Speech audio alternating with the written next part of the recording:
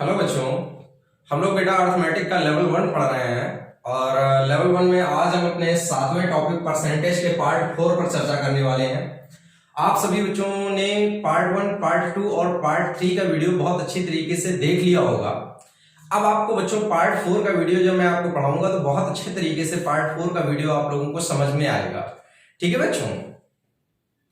हाँ तो बच्चों, आज हम एक इंपॉर्टेंट प्रश्न से शुरुआत करते हैं। देखिएगा क्या प्रश्न दिया गया है। कहा गया है कि एक आदमी अपनी आय का 75% खर्च करता है, किंतु जब उसकी आय में 20% की वृद्धि हो जाती है तो वह अपने खर्च को भी 10% बढ़ा देता है।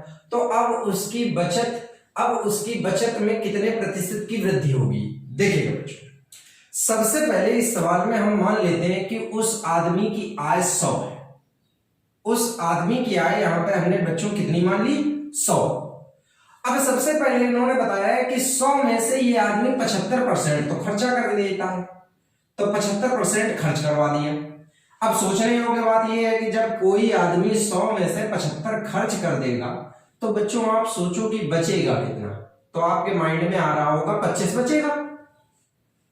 देखो यहां तक सवाल में कोई दिक्कत नहीं। अब सवाल की मेन दिक्कत शुरू होगी। जरा गौर, लिखा है जब उसकी आय में 20% की वृद्धि हो जाती है। अच्छा बच्चों, जब आय 100 है और 100 में जब बच्चों 20% की वृद्धि होगी तो आप जब 20% इसमें बढ़ाओगे तो इसकी आय हो जाएगी 120%। ठीक है बच्चों, लिखा है। तो अब यहां पर बता रहा है तो वह अपने खर्च को भी 10% बढ़ा देता है। बच्चों गौर करने वाली बात यह है कि खर्च कितना है? 75। तो 75 का जब 10% बढ़ाएगा तो कई बच्चे तो एग्जाम में भैया ये गलती कर देते हैं कि वो 75 में सीधे उठा के 10% जोड़ देते हैं। लेकिन अगर यहां पर आपने सीधे 10% जोड़ दिया तो तुरंत गलती हो जाएगी। इन्होंने बोला है खर्च को भी 10% बढ़ा देता है। बच्चों 75 का जब आप 10% निकालोगे तो निकलेगा 7.5। तो 7.5 बढ़ेगा। तो जब आप 75 में 7.5 जोड़ोगे तो बच्चों हो जाएगा 82.5। अब इसका खर्चा हो गया बच्चों 82.5। अब सोचो 120 इसने कमाए और 120 में से बच्चों 82.5 खर्च हो गए।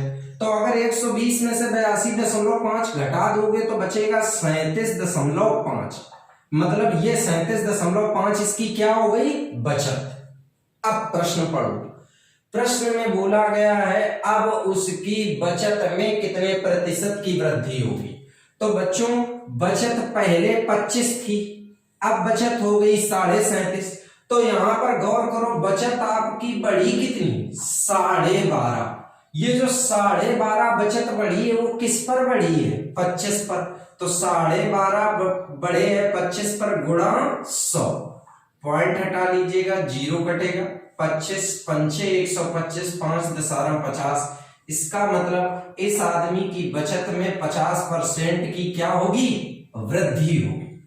बहुत इंपॉर्टेंट सवाल है, बहुत अच्छे तरीके से ध्यानपूर्वक समझ लीजिएगा। इसमें गलती की कोई भी संभावनाएं नहीं रह जानी चाहिए, इसलिए आप सवाल को बहुत अच्छे तरीके से समझेंगे।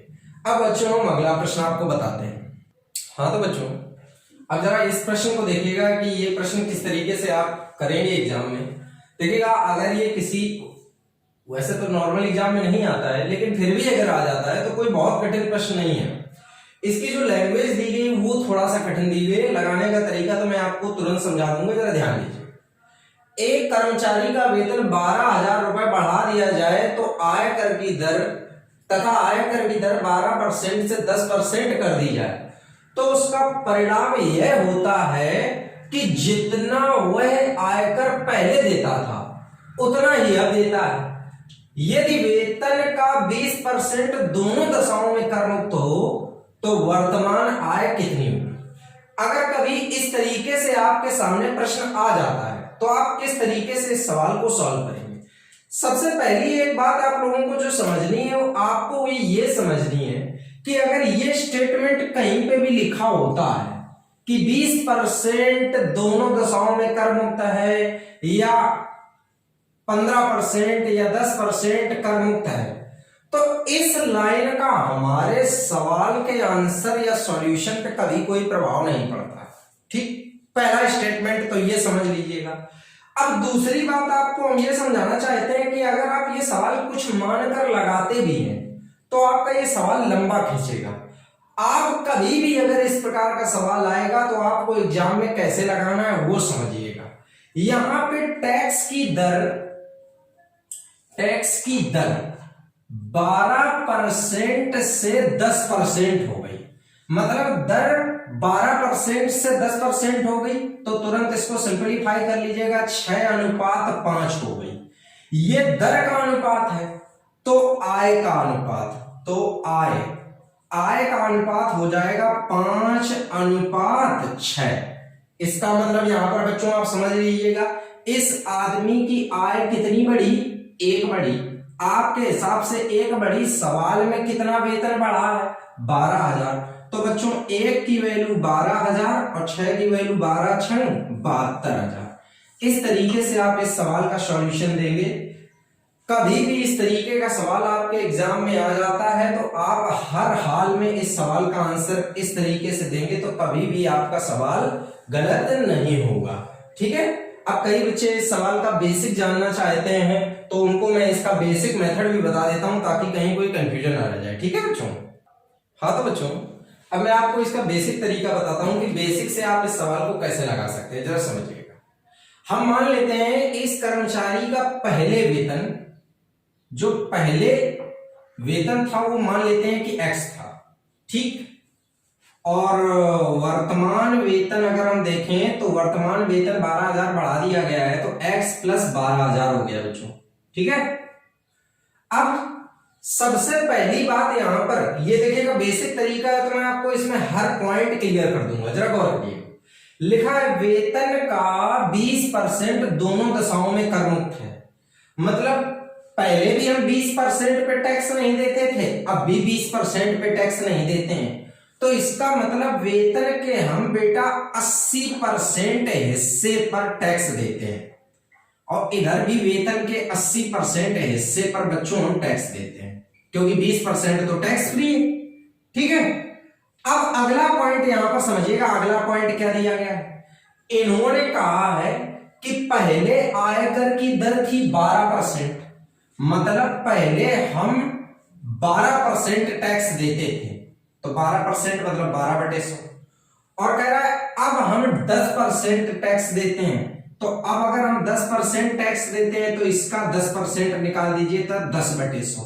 ठीक, और लिखा है, कह रखा है कि परिणाम यह होता है कि जितना आयकर वह पहले देता था उतना ही अब देता है, मतलब पहले का टैक्स और अब का टैक्स आपस में कैसा है बच्चों, बराबर।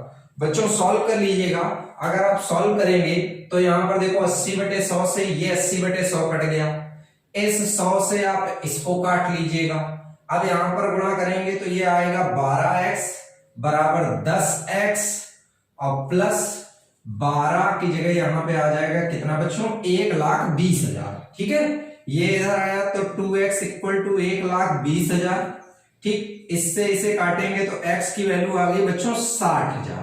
अब ध्यान दीजिएगा, ये 60,000 जो x की वैल्यू आई है ये बेटा पहले का वेतन है और हमें बताना है उसका वर्तमान वेतन, तो वर्तमान वेतन कितना बढ़ गया है, 12,000, तो इसमें तुरंत प्लस आप 12,000 करोगे और आंसर बच्चों हो जाएगा इस समय आपका 72,000। तो ये बच्चों था इस सवाल का बेसिक तरीका। आपको मैंने शॉर्टकट और बेसिक दोनों इसलिए बताया ताकि आपको किसी प्रकार से, कई बच्चों के मन में ये आ जाता है कि सर आपने तो इस तरीके से बता दिया लेकिन हम समझ नहीं पा रहे हैं कि क्यों लिखा गया, तो उस क्यों का रीजन मैंने आपके सामने एक्सप्लेन किया हुआ है। अब बच्चों अगला कॉन्सेप्ट, हाँ तो बच्चों अब जरा अगले दोनों प्रश्नों को देख लीजिएगा कि अगले दोनों प्रश्न किस तरीके से हमें सॉल्व करने हैं, जरा ध्यान दीजिएगा। कह रखा है प्रदर्शनी में प्रवेश टिकट 5 रुपए का था, बाद में इसे 20% कम कर दिया गया, परिणाम स्वरूप टिकटों की बिक्री धनराशि बढ़कर 44% अधिक हो जाती है, दर्शकों की संख्या में कितने प्रतिशत की वृद्धि हुई। और सेम पैटर्न का ये प्रश्न दिया गया है।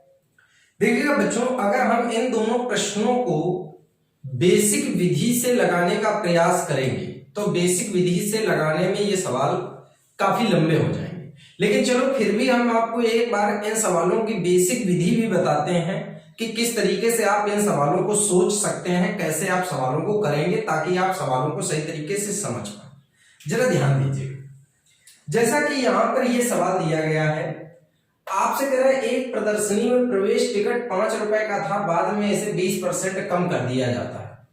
परिणाम स्वरूप टिकटों की बिक्री की धनराशि बढ़कर 44% अधिक हो जाती है, तो दर्शकों की संख्या में कितने प्रतिशत की वृद्धि हुई। आपको हम बहुत ही लॉजिकल तरीका बताते हैं। देखो बच्चों, एक चीज समझो, सबसे पहली बात जो आपको इंपॉर्टेंट पॉइंट यहां पे समझना है, इंपॉर्टेंट पॉइंट ये समझना है कि आप मान लीजिएगा कुछ दर्शक आते हैं, ठीक, और दर्शक में एक टिकट की कीमत का आप गुणा करते हैं तो आपको बच्चों पता चलती है बिक्री की बिक्री कितनी हुई। मतलब स्पष्ट है कि बिक्री को पता करने के लिए आपको दर्शक और दर का गुणा करने से आपको पता चलती है कि कितनी बिक्री हो रही है। तो यहां पे बच्चों हम सवाल को सरल बनाने के लिए, सवाल को आसान बनाने के लिए हम मान लेते हैं थोड़ी देर के लिए कि 100 दर्शक हैं और आप हमेशा, चाहे यहाँ टिकट की कीमत कुछ भी दी जाए, लेकिन आप टिकट हमेशा मानेंगे 10 रुपए का, हमेशा 10 रुपए का। आपका आंसर गलत नहीं होगा, परेशान मत होना, कभी आंसर गलत नहीं होगा। ऐसा मैं इसलिए कर रहा हूं क्योंकि वहां पर अगर टिकट की कीमत कुछ अलग भी दी जाती है तो भी आपके सवाल के आंसर पर कोई प्रभाव नहीं पड़ेगा। यहाँ पे टिकट में 6 रुपए की कर दूं, 7 रुपए की कर दूं, 8 रुपए की कर दूं, इसका हमारे सवाल के ऊपर कोई प्रभाव नहीं है, क्योंकि ये दर में सीधे 20% कम ज्यादा कर रहा है। जरा देखिए, दर्शक 100, एक टिकट की कीमत 10 रुपए, तो बताओ बच्चों बिक्री कितनी हुई? 1000 रुपए। अब इन्होंने बोला क्या? इन्होंने बोला है आपसे कि टिकट की दर 20% कम हो गई। बच्चों अगर टिकट की दर 20% कम करोगे तो अब एक टिकट की कीमत बच्चों बची 8 रुपए, ठीक, क्योंकि आपने 10 रुपए वाला टिकट अब 8 रुपए का कर दिया, 20% कम किया तो 2 रुपया कम। और सवाल में कह रहा है बच्चों की जो धनराशि है, बिक्री की धनराशि 44% बढ़ गई। ये बताओ बिक्री की धनराशि को जब आप 44% बढ़ाओगे तो इसका 44% निकलेगा 440, तो अब बिक्री की धनराशि हो गई 1440 रुपए। जरा गौर करिए, 8 रुपए का टिकट है और टोटल बिक्री हुई 1440 रुपए की। तो बच्चों अगर मैं दर्शक पूछूं, अगर मैं यहां पे आपसे दर्शक पूछूं तो दर्शकों की संख्या निकालने के लिए 1440 बटे क्या करोगे? 8 से काटेंगे, 8 एकम 8, यहां पर बचा 6, 8 अट्ठे 64, 180 आया। इसका मतलब दर्शक कितने हो गए? 180। जरा बच्चों गौर करो, दर्शक पहले थे 100, अब कितने हैं? 180। इसका मतलब दर्शकों की संख्या में कितनी बढ़ोतरी हुई? आंसर आएगा बच्चों 80%। Logic clear? सेम तरीके से आप इस सवाल को भी लगा सकते हैं। यहां पर भी देखिएगा आपका आंसर आएगा। कैसे सॉल्व करेंगे? यहां पर आप मान लीजिएगा फिर से दर्शक, दर और बिक्री। बच्चों सेम तरीके से सवाल लगेगा, केवल आपको सही तरीके से सवाल समझना है, बड़े आसानी से समझ में आ जाए। दर्शक गुणा दर बराबर बिक्री। आप दर्शक कितने मानेंगे? 100, टिकट कितने की? 10 रुपए की, और बिक्री यहां पर मान लेते हैं 1000, ठीक। अब इन्होंने कहा है इस सवाल में कि दर 25% घट गई। बेटा जब आप 10 रुपए का 25% निकालोगे तो 2.5 रुपए निकलेगा, और अगर 2.5 रुपए कम कर दोगे तो टिकट बची 7.5 की, और लिखा हुआ है कि बिक्री 20% अधिक हो गई।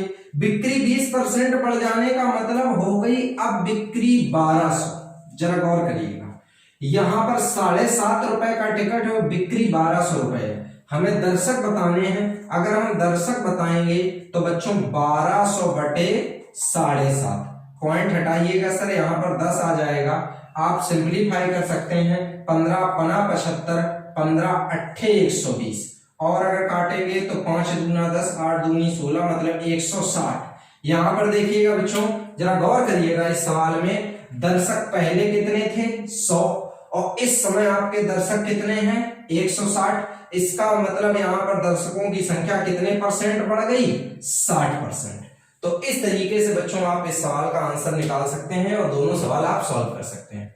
ये बच्चों जो हमने आपको तरीके बताए हैं, ये इस सवाल की बेसिक विधियां हैं।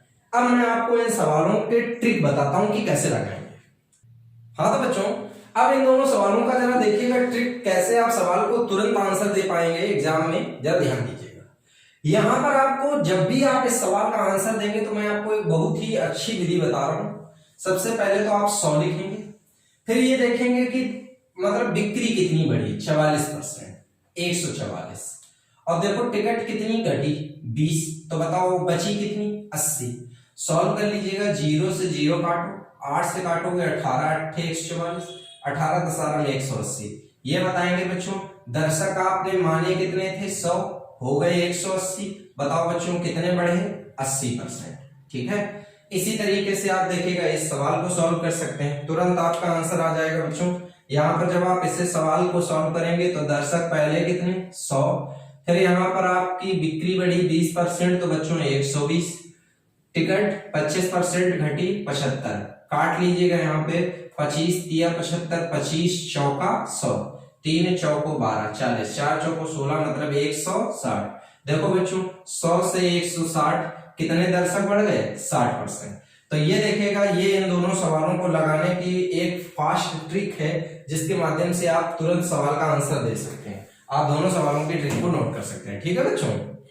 हाँ तो बच्चों ये सवाल भी हमारे एग्जाम के लिए बहुत महत्वपूर्ण भागीदारी निभाते हैं, क्योंकि ये समुच्चय संबंधी सवाल भले ही है लेकिन ये हमारे प्रतिशत के चैप्टर में बहुत ज्यादा हमसे पूछे जाते हैं। इसलिए इन सवालों पे भी विशेषता गौर करिएगा, किस तरीके से आप इन सवालों को लगाएंगे, कैसे सॉल्व करेंगे, जरा गौर करिए। जैसा कि यहाँ पे सवाल में दिया गया है कि एक परीक्षा में 42% छात्र गणित में, 52% छात्र अंग्रेजी में अनुत्तीर्ण हुए हों। यदि 17% छात्र दोनों विषय में अनुत्तीर्ण हुए हों तो दोनों विषय में 46 छात्र उत्तीर्ण हुए हों तो परीक्षा में कुल छात्रों की संख्या कितनी। और सेम कैटेगरी में अगला प्रश्न भी दिया हुआ है। देखिए बच्चों, अगर हम आपको इस सवाल के लिए कोई समुच्चय का फार्मूला लिखाएं या समुच्चय के फार्मूला ना लगा के यहाँ पे आपको हम वेन आरेख के द्वारा ये सवाल लगवाएं तो देखिएगा आप इन सवालों को बहुत ही रेयर कंडीशन में याद रख पाओगे, बहुत जल्दी भूल जाओगे। याद रखना बहुत ही आपके लिए कठिन हो जाएगा, क्योंकि ये सारी चीजें आपके दिमाग से, किसी बच्चे ने समुच्चय पहले अपने जीवन में पढ़ा है, कई बच्चों ने तो बिल्कुल भी नहीं पढ़ा है, उन्होंने कभी देखा तक नहीं। तो हम आपको एक ऐसी विधि बताने का प्रयास करेंगे जिसके माध्यम से आप ये सवालों को जल्दी से जल्दी लगा सकते हैं। देखिए सिर्फ हम लॉजिकली सोचेंगे, कोई फार्मूला नहीं, सिर्फ लॉजिकल सोचेंगे। यहां पे मैथ, इंग्लिश और बोथ सब्जेक्ट, मतलब दोनों मैथ इंग्लिश दोनों सब्जेक्ट की चर्चा की गई। जरा गौर करेंगे, इन्होंने कहा 42% मैथ में फेल है और 52% अंग्रेजी में फेल है और 17% बोथ सब्जेक्ट में फेल है। देखो बच्चों, ए भी फेल है, ए भी फेल है, ए भी फेल है। अब मैं आपको एक बात बहुत अच्छी सजेस्ट करूंगा, एग्जाम में एक बात हमेशा आपको याद रखनी है, इस सवाल में तो खैर इन्होंने खुद ही दिया हुआ है, सारे प्रतिशत एक ही रूप में दिए गए हैं, फेल फेल फेल। लेकिन अगर एग्जाम में कभी आपको अलग अलग प्रतिशत दिए भी जाए तो आप उनको एक कैटेगरी में बदल लोगे। और याद रखना हमेशा आप ये जो बोथ सब्जेक्ट वाली कैटेगरी दी जाए, हमेशा इसी कैटेगरी में आप सवाल को बदलना।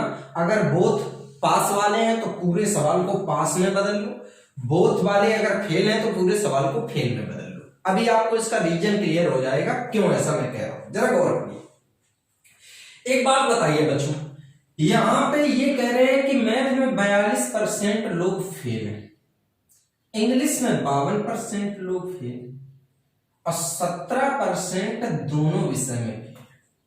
मैं बच्चों सिर्फ आपके दिमाग में एक छोटा सा मैसेज देना चाहता हूं, यार सोचो, ये 17% अगर दोनों विषय में फेल है तो इसका मतलब ये 17 इंग्लिश में भी फेल है, ये 17 मैथ में भी फेल है।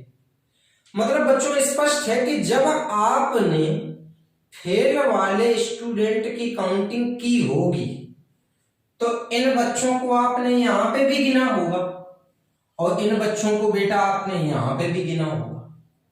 सोचो भाई, ये दोनों सब्जेक्ट में फेल है, तो जब आपने काउंटिंग मैथ वाली की तो भी इनको गिना, जब इंग्लिश वाली की तो भी इनको गिना।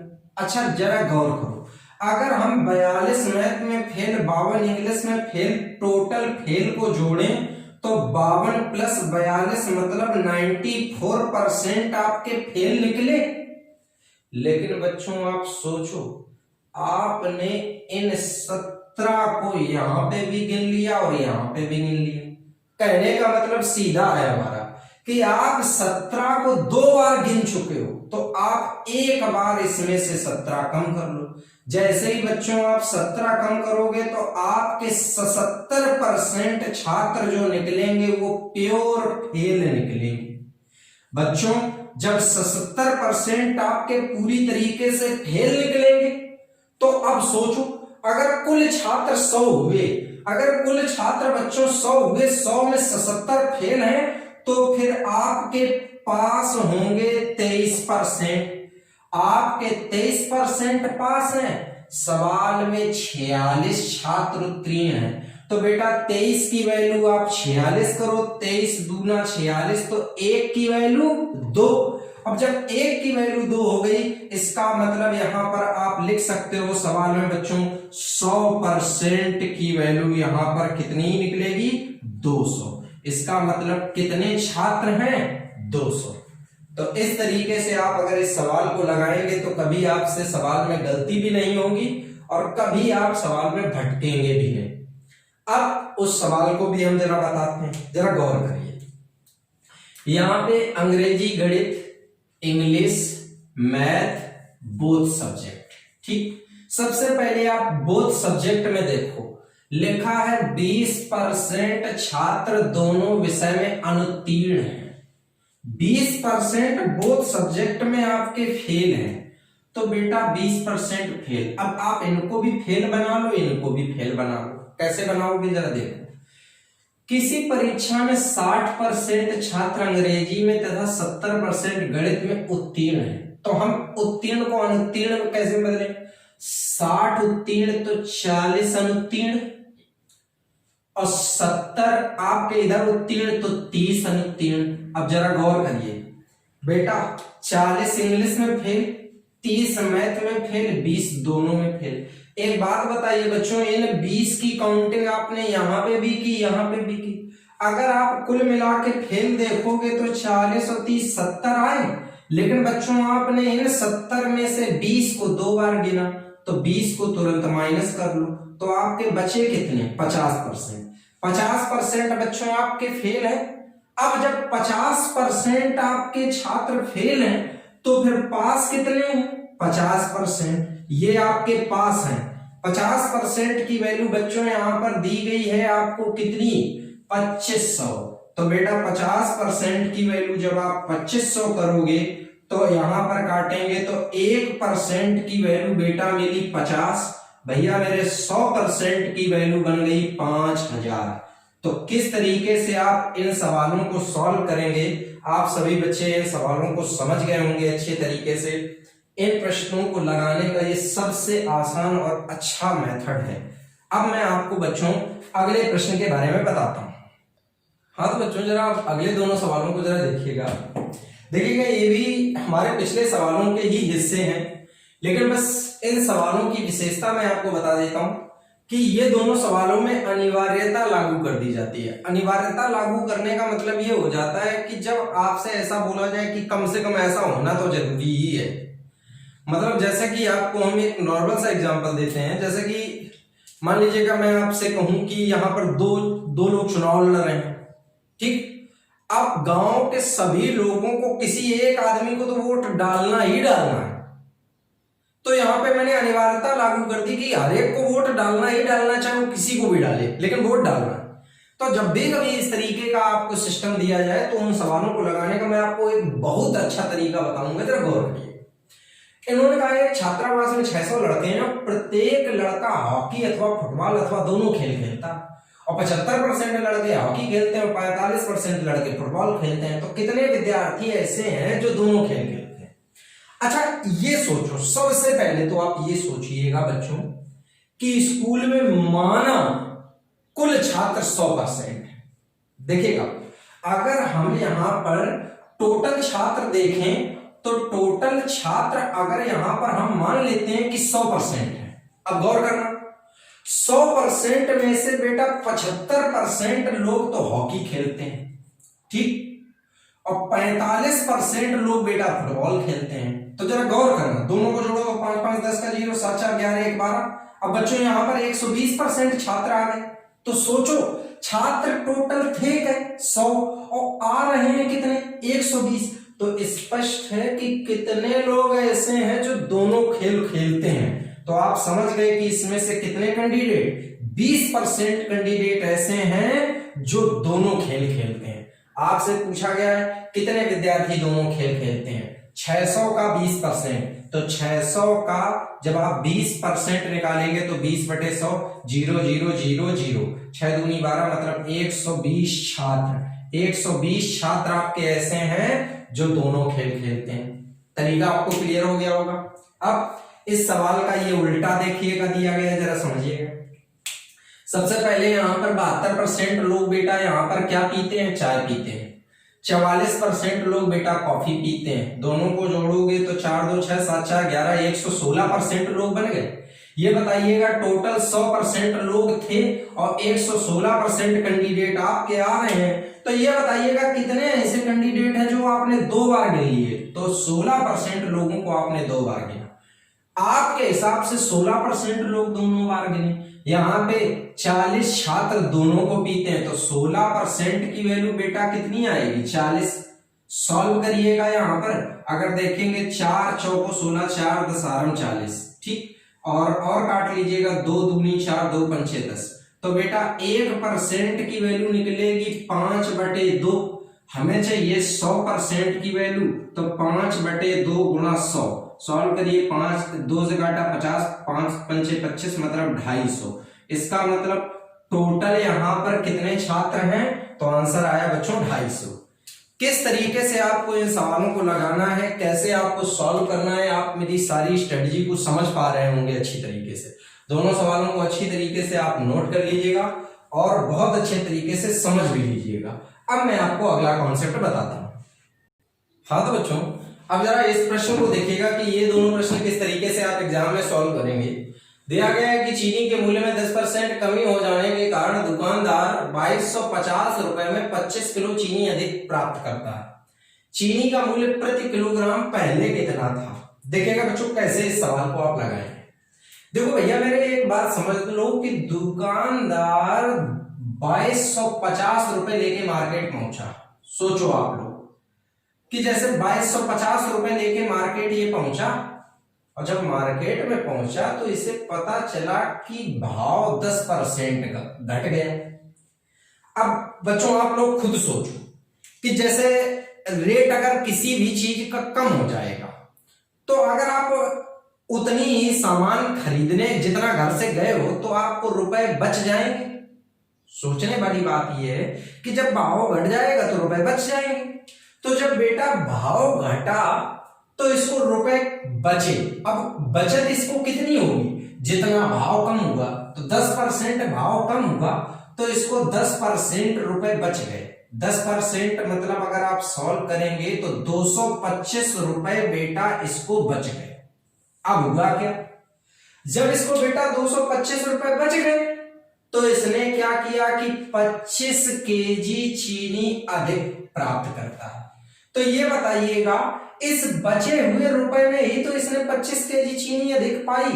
तो बेटा 225 रुपए में अगर 25 केजी चीनी इसने पाई है तो इसका मतलब 25 निम्मा 225 मतलब 9 रुपया पर केजी इसको चीनी पड़ी। बेटा ये जो 9 रुपया पर केजी मूल्य निकला है, चाहो तो आप इसे नया मूल्य कह सकते हो, नया मूल्य कह सकते हो। चाहो तो इसे आप घटा हुआ मूल्य कह सकते हो।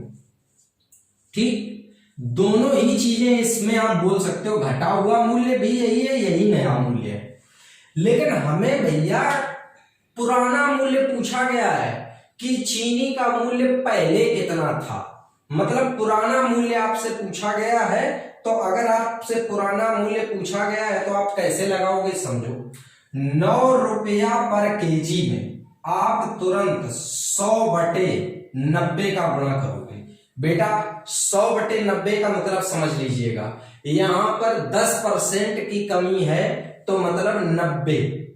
अगर 20% की कमी होती तो 100/80, 30 की कमी होती तो 100/70। समझे। अगर आप यहां पर सॉल्व करोगे तो 9 10 और 90, 0 से 0 कट गया, इसका मतलब पहले का रेट है 10 रुपए पर केजी।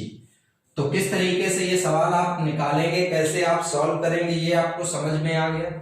अगर बेटा आपसे सिर्फ घटा हुआ मूल्य या नया मूल्य पूछा जाता तो आंसर 9 रुपया पर केजी, या आरंभिक मूल्य या पुराना मूल्य पूछा जाए तो 10 रुपया पर केजी। ठीक है बच्चों। अब सेम तरीके से आप बेटा इस सवाल को भी लगा सकते हो। देखो आप इसे कैसे लगाओगे, ये बताइएगा। यहाँ पर सेव के मूल्य में 25% की कमी होने पे एक ग्राहक 240 रुपया में 2 केजी सेव अधिक खरीदता है। सेवों का घटा हुआ मूल्य पूछा गया है। तो देखो 240 रुपए ये लेके घर से गया और बाद में सेव का मूल्य बेटा 25% घट गया, तो इसको 25% अमाउंट जो होगा बेटा बच जाएगा। तो 25/100, 25 चौका 100, 4 से काटो 4 छंग 24, 60 रुपए, मतलब इसको 60 रुपए बेटा बच गए। अब इसने 60 रुपए में बेटा किया क्या, 2 केजी सेव अधिक खरीदे। तो बच्चों जब ये 60 रुपए में 2 केजी सेव खरीदेगा तो इसका मतलब सेव इसे पड़े 30 रुपया पर केजी। ये 30 रुपया पर केजी सेव का कैसा मूल्य है, घटा हुआ मूल्य या नया मूल्य। अच्छा बच्चों यहीं पे चलो, पूछा तो नहीं गया है लेकिन मैं फिर भी अपनी मर्जी से आपसे ये पूछता हूं कि अगर बच्चों यहाँ पे आपसे पुराना या आरंभिक मूल्य पूछता तो आप लोग क्या करते, याद करो तरीका, 30 गुणा 100/75। ठीक है, 75 क्यों लिखा, 25 की कमी, 25 दिया 75, 25 चौका 100, 3 10 30, 10 चौको 40, मतलब 40 रुपया पर केजी। ये 40 रुपया पर केजी जो रेट निकला है ये कौन सा रेट है, आरंभिक रेट। तो किस तरीके से आप इन बेसिक सवालों को लगाएंगे, कैसे सॉल्व करेंगे, आपको सारी बातें समझ में आ गई होंगी। ठीक है बच्चों, अच्छी तरीके से सभी प्रश्नों को समझ लीजिए। ठीक है।